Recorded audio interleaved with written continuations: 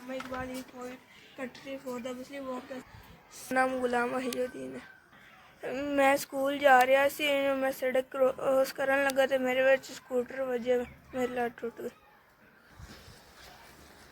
तो आ मेरा एक्सरे है, वो लोगों ने घर च काम कर दिया, साडा पेट पालदी पई है। दोबारा चैकअप कराने साढ़े को इन्ने पैसे नहीं दे के दोबारा चैकअप करा लीए जी। डॉक्टर ने इंजैक्शन लिखे ने, साढ़े को इन्ने पैसे नहीं कि असी इंजैक्शन लवा लीए। एक इंजैक्शन 500-600 रुपये रहे जी।